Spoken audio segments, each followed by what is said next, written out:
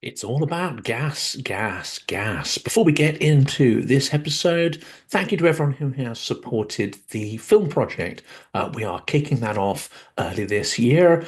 We've got the first stage of that in the bag. We are now raising funds for the full project, that is the full filming expedition, as well as the editing that's going to take a number of months, about 3 months to conduct before the film will be ready for distribution. So we'll be sharing a link to that fundraiser in the description of the video. Thank you also to everyone who's helped us with the truck campaign. We've now reached the target of 10,000 euros. That's enough to buy an entire truck. That is now being purchased, acquired, and it will be on its way to Ukraine towards the end of January. And we hope to get film and photographs of that, not just for transparency, but I think it's important to sort of show you the whole journey of how these trucks are converted into battle-ready machines that can help save Ukrainian lives.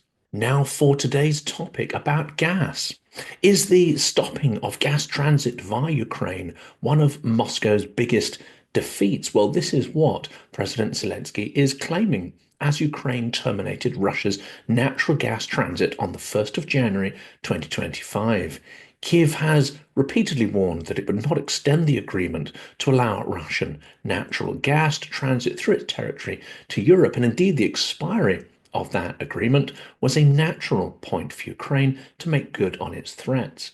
It's remarkable, in fact, that this gas transit has continued for 3 years of the full-scale war, given how important gas has been in the financing of Russia's aggressive war.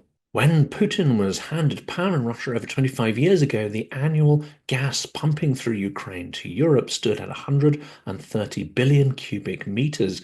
Today, the transit of Russian gas is zero. This is one of Moscow's biggest defeats, Zelensky said. Turning energy into a weapon and cynical energy blackmail of partners is what deprived Russia of its most attractive and geographically accessible market. Zelensky has suggested that 3 years is a long enough period for European countries to adapt to the termination of Russian gas supplies. For some countries, it's been easier than others, and some have been more proactive in weaning themselves off Russian gas than others have. Zelensky also suggested that having a greater diversity of suppliers and partners could increase competition in the market and help to drive down prices. The more gas from Europe's true partners is available on the market, the sooner the last negative consequences of European energy dependence on Russia will be overcome, Zelensky said. With a degree of sarcasm, he added, it will be necessary to withstand the hysteria of some European politicians who prefer mafia schemes with Moscow to transparent energy policy. Two examples of leaders that prefer to maintain so-called mafia relations with Russia are Viktor Orban, the Hungarian Prime Minister, and Slovak counterpart Robert Fico.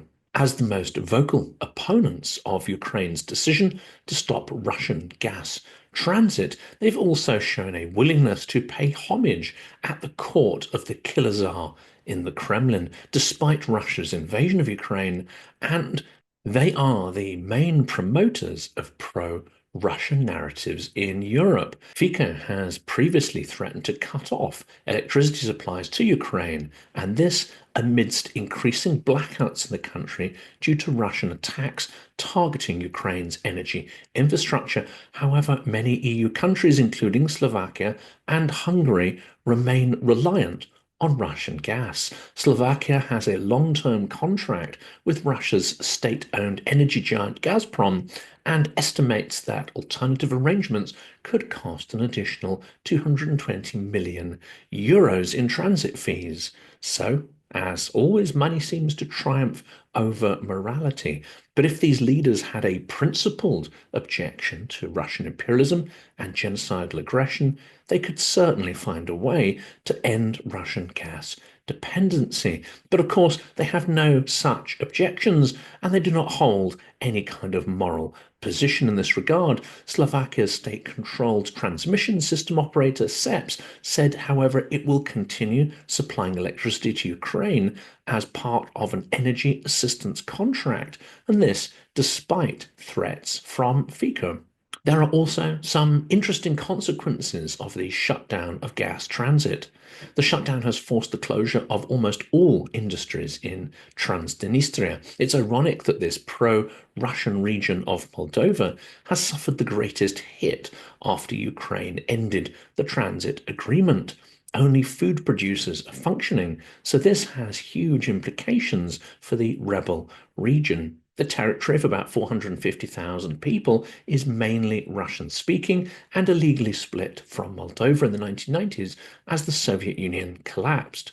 All industrial enterprises are idle, with the exception of those engaged in food production, that is directly ensuring food security for Transnistria. Sergei Obolonyk, first deputy PM of the region, told a local news channel. Slovakia and Austria had prepared for the cut-off by securing alternative energy supplies, however. Ukraine has allowed Russia to keep pumping gas across its territory during the 3 years of full-scale war and was earning up to $1 billion a year in transit fees. But the strategic advantage of shutting down the supply has likely now exceeded the benefits derived from that income. Transnistria, despite its ties to Moscow and the presence of 1,500 Russian troops there, has been crippled. The local energy company cut heating and hot water to households on Wednesday and urged families to keep warm by gathering in single rooms, covering windows with curtains or blankets, and using electric heaters. Well, there's a lesson here for all those who ally with Moscow. You will eventually be abandoned to freeze in poverty, or potentially far worse even than this.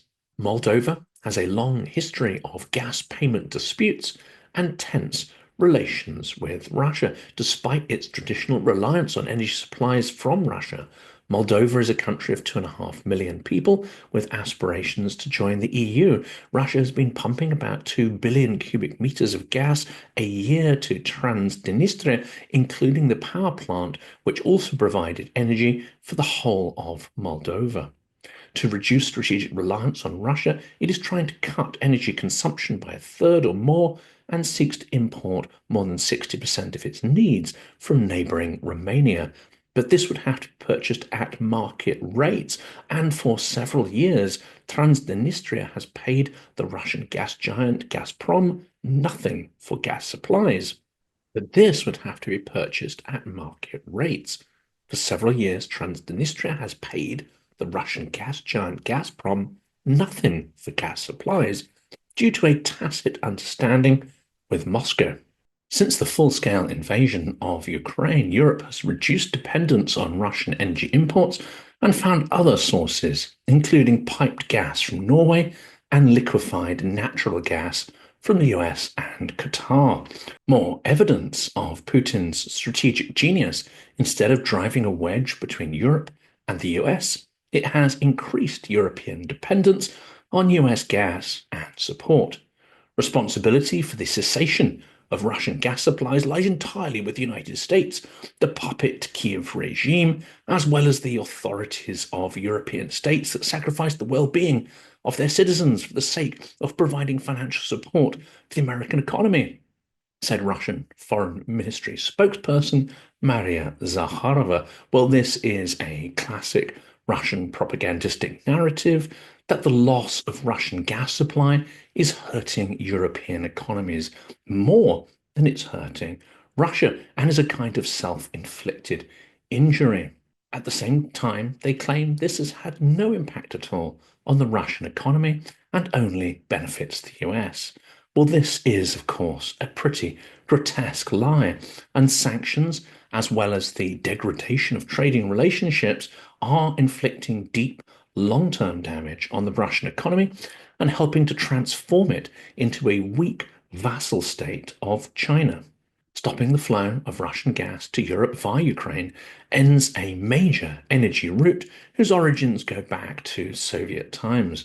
Russian gas has flowed through Ukraine for decades, mainly via a Soviet-built pipeline that begins in Sudzha, a town in Russia's Kursk region, currently under the control of Ukrainian forces, and ends near Uzhhorod on Ukraine's western border with Slovakia. In parts of Europe beyond Ukraine, there were celebrations over what marked a further step away from Russian energy dependency. Radoslaw Sikorski, Poland's foreign minister, called the development a new victory for Europe.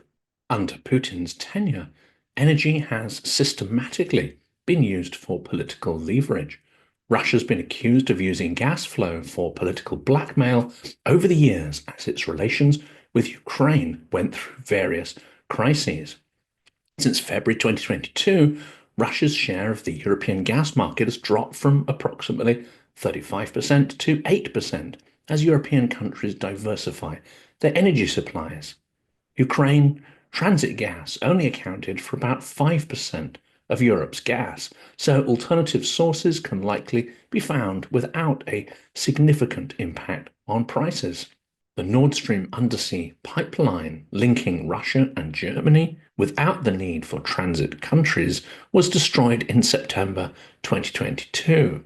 Culpability for that has not yet been proven. Turkstream is the only Russian gas route still in operation into Europe.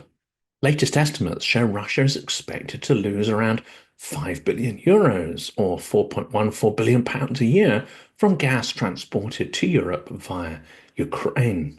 Gazprom's market capitalization stands at around 22 billion pounds or 3 trillion rubles and is Russia's largest company. Despite sitting on the largest gas reserves in the world, the company has gone from being a cash cow to diving into the red financially. For the first time since 2001, Gazprom reported a net loss of 5.5 billion pounds or 6 to 9 billion rubles in 2023 after gas sales plummeted. Gazprom is a majority state-owned company, so the Russian state receives a sizable proportion of its profits. Russia heavily relies on oil and gas to fund its war against Ukraine, with hydrocarbon revenues accounting for 30 to 50% of the Russian federal budget.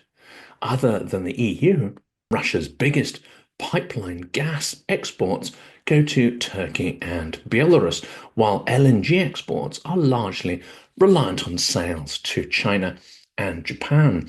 Russian gas exports to China are discounted as heavily as 28% compared to European exports, according to Bloomberg. But Russian finances and consequently its war economy is far more dependent on oil than it is on gas. Although oil imports from Russia are banned by the EU, reports suggest Russian oil is still reaching the EU via back channels, potentially generating billions per annum in revenue for the Russian treasury. UK and EU countries also import billions in refined oil products from China and India, and some of this is likely based on the supplies of crude oil that they get from Russia, despite the sanctions regime.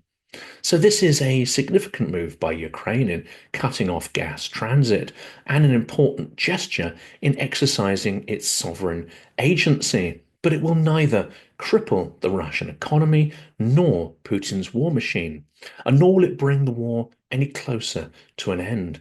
Only cutting off oil revenues and tackling the grey fleet will strike a significant blow against Russian aggression and militarism. If done as part of an effort to drive down global oil prices, then this could cripple Putin's regime and force genuine concessions from it. But it will take extraordinary determination and coordination on the part of Europe, the US, and other Western allies, and a fundamental transformation towards ethical foreign and economic policies. We have to ask, how likely is this in 2025?